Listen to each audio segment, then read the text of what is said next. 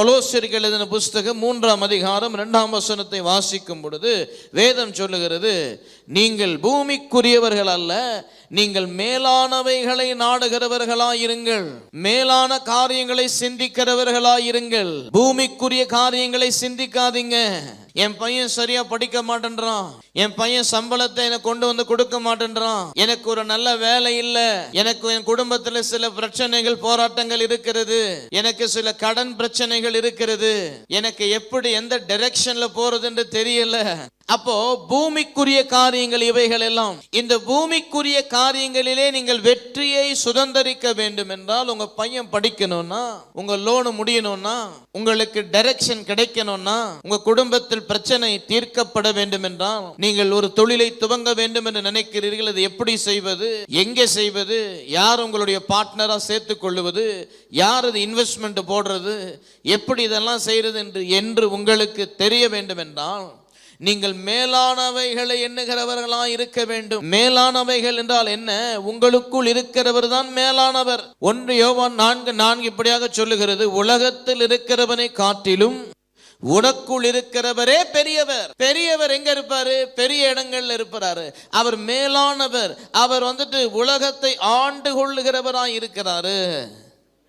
அப்ப உங்களுக்குள் இருக்கிறவர் அந்த பெரியவரை நீங்கள் நாடும் பொழுது, பெரியவருடைய வழியிலே நீங்கள் நடக்கும் பொழுது, பெரியவருடைய ஆலோசனையின்படி நீங்கள் காரியங்களை நடப்பித்துக் கொள்ளும் பொழுது, உங்களுடைய வாழ்க்கையில இந்த பிரச்சனைகளுக்கு எல்லாம் தீர்வு ஆட்டோமேட்டிக்கா வந்துடும்.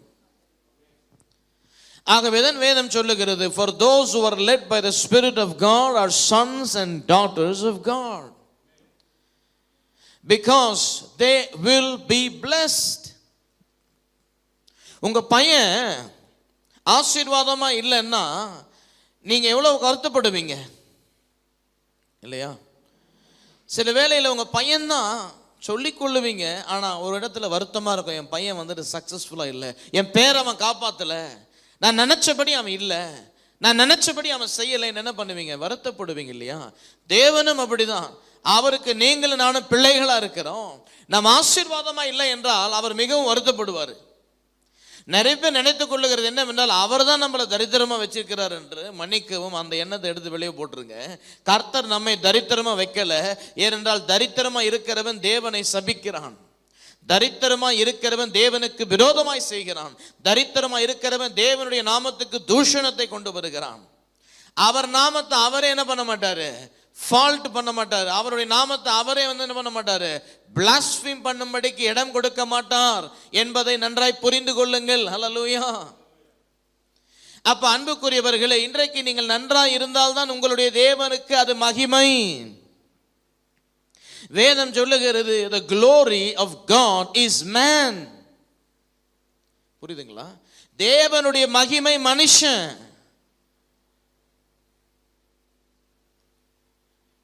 அதுக்கு பக்கத்தில் இன்னொரு வார்த்தை சொல்லுது, the glory of man is his wife. The glory of God is man, the glory of man is his wife. Amen.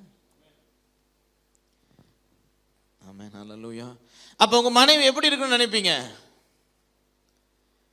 ஒரு 4 பேர் உங்க மனைவி பார்க்கறப்ப எப்படி அவங்க இருக்கிறோம் நீங்க நினைப்பீங்க? நல்லா வச்சிருக்கிறாரு, நல்லா இருக்கிறாங்க, நல்ல சந்தோஷமா ஆசீர்வாதமா இருக்கிறாங்க, இப்படிதான் நினைப்பீங்க. அதுதாங்க உங்க மகிமை. நீங்க நல்லா வச்சுக்கலன்னு என்ன சொல்லுவாங்க? அந்த ஆள் சரியில்லைப்பா, அவரு சரியில்லைன்னு சொல்லுவாங்க, அவருக்கு சரியா வச்சுக்க தெரியலன்னு சொல்லுவாங்க. அதேதான் இன்றைக்கு நீங்கள் சீராக சிறப்பாக ஸ்திரமாக ஆசீர்வாதமாக இல்லை என்றால் உங்கள் தேவனுடைய நாமம் தூஷிக்கப்படுகிறது. அப்ப தேவனுடைய சித்தம் என்ன? நீங்க நல்லா இருக்கிறது தான், செழிப்பா இருக்கிறது தான், சுகமா இருப்பது தான், சந்தோஷமா இருப்பது தான், விடுதலையா இருப்பது தான், ஆசீர்வதிக்கப்பட்டிருப்பது தான். உங்களுக்கு மட்டுமல்ல, அநேகருக்கு நீங்கள் ஆசீர்வாதமா இருப்பது தான் தேவனுடைய சித்தமா இருக்கிறது. To be a blessing to many is God's will in your life. எனக்கே பத்தல, நான் எங்க இன்னொருத்தருக்கு ஆசீர்வாதமா இருக்கிறது? அப்படி அல்லங்க, நீங்கள் பலருக்கு ஆசீர்வாதமா இருக்க வேண்டும் என்பதுதான் தேவ சித்தமா இருக்கிறது. ஹல்லேலூயா. அதுதான் தேவன் விருப்பப்படுகிறார், அதுதான் தேவன் வாஞ்சிக்கிறார், அதுதான் தேவன் ஆசைப்படுகிறார். அப்ப அதற்கு என்ன வழி? What is the key? What is the secret? The secret is to be led by his spirit. தேவ ஆவியினால் நடத்தப்படணும். வேதம் சொல்லுகிறது அவர் ஆலோசனையில் ஆச்சரியம் உள்ளவராய் இருக்கிறார். He is wonderful in counsel, excellent in guidance. ஆவியில் தான் வெற்றி இருக்கு. ஆத்மாவில் என்ன இருக்கு? என்ன இருக்கு? அது உங்க dimensions of mind. What is the dimension of mind? Intellect is in your mind, emotion is in your mind, will is in your mind, imagination is in your mind. What else is in your mind? How is it connected with God? How is it led by God? படிக்கிறீங்க, மெட்டீரியல்ஸை படிக்கிறீங்க, இன்டெலெக்டை develop பண்ணிக்கிறீங்க. உங்களுக்கு decision எடுக்கிறீங்க, உங்களுடைய வில்லை வச்சு decision எடுக்கிறீங்க, choose பண்ணுறீங்க, சாய்ஸ் பண்ணுறீங்க, இமேஜின் பண்ணுறீங்க. ஒரு சினிமா பார்த்துட்டு வந்தாலும், ஒரு நாடகத்தை பார்த்துட்டு வந்தாலும், இல்லை ஏதாவது ஒரு சம்பவத்தை பார்த்துட்டு வந்தாலும் அது இமேஜின் பண்ணிக்கிட்டே இருக்கிறீங்க இல்லையா? இதுதான் மைண்டோட டைமென்ஷன். ஆனால் ஸ்பிரிட் வந்து கம்ப்ளீட்லி டிஃப்ரெண்ட். ஏன்னா அங்கதான் தேவன் வாழுகிற இடம். The spirit is the place where God dwells and where God intervenes and where God meets you. You can be blessed only in the place where God meets you, not in the place where you need God, where you meet God.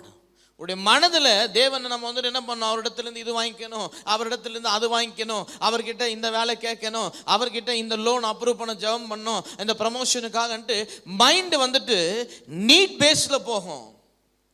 Spirit வந்துட்டு, ஆவி வந்துட்டு தேவனோடு கூட intervene பண்ணும். அதாவது ஆவியும் தேவனும் உங்களுடைய ஆவியும் வந்துட்டு என்ன பண்ணும்? கனெக்ட் ஆகும். ஹல்லேலூயா.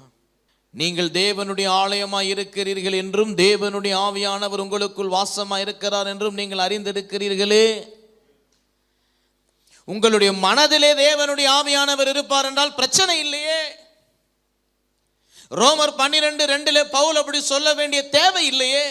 பவுல் சொல்லுகிறாரே, இந்த பிரபஞ்சத்திற்கு ஒத்த வேஷம் தெரியாதே, நன்மையும் பிரியமும் பரிபூரணமான சித்தம் என்னதென்று நீ அறிந்து கொள்ள உன் மனம் புதிதாகட்டும், அது நிமித்தம் நீ மறுரூபமாக வேண்டும் என்று சொன்னாரே. அப்படி உங்க மனதிலே, உங்கள் ஆத்மாவிலே தேவனுடைய ஆவியானவர் வாழுகிறார் என்றால் இப்படிப்பட்ட வசனம் எழுத அவசியம் இல்லையே. அப்ப மனம் பூமிக்குரியவைகளாய் இருக்கிறது. It is driven by your 5 senses, but your spirit is controlled and driven by, guided by God himself. Because God is a spirit, he dwells in the spirit and he is in your spirit. Hallelujah.